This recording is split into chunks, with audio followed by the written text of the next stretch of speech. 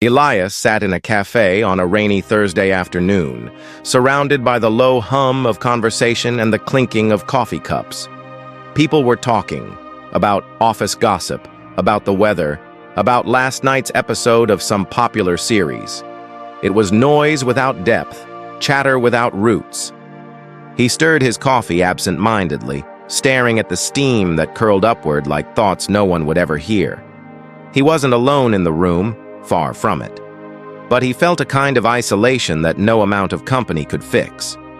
It was the kind of loneliness Jung spoke about, the ache of carrying something deep within you that no one seems willing or even able to understand.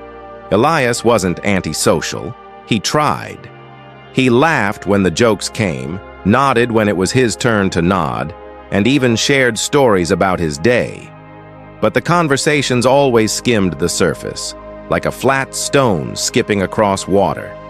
Nobody wanted to go deeper, and whenever he tried, it was as if the air itself changed. An uncomfortable silence, a quick subject change, eyes darting away.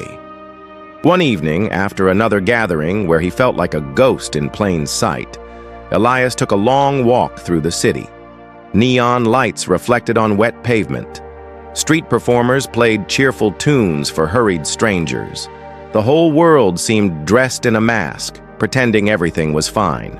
He began to notice how much effort people put into avoiding real connection.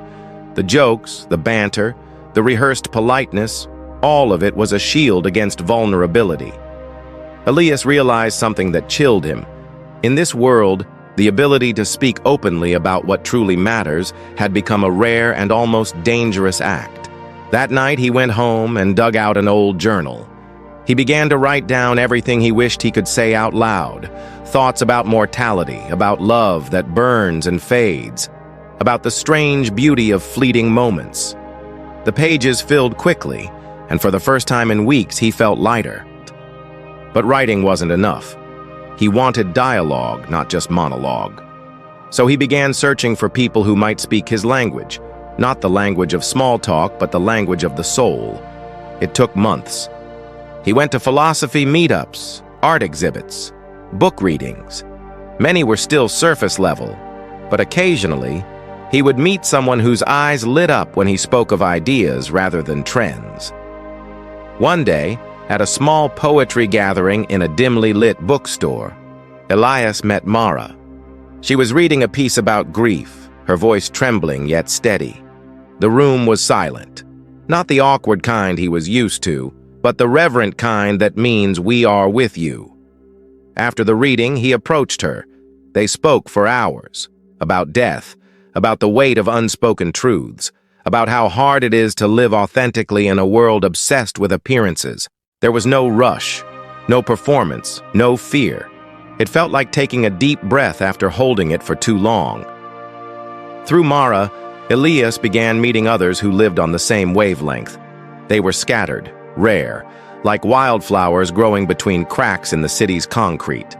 But they were there. Slowly, his world began to feel less lonely, not because it was suddenly full of people, but because it contained the right people.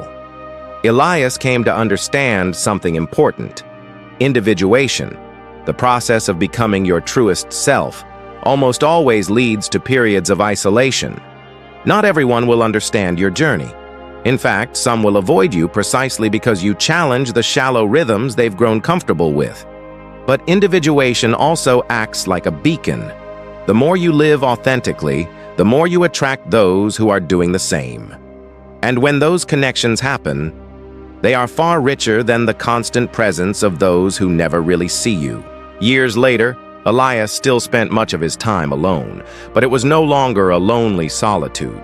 It was space for thought, for creativity, for living in a way that felt deeply real. He still moved through a world full of small talk and empty words, but he no longer mistook that noise for connection. He had learned that loneliness in a superficial world isn't cured by adding more people to your life.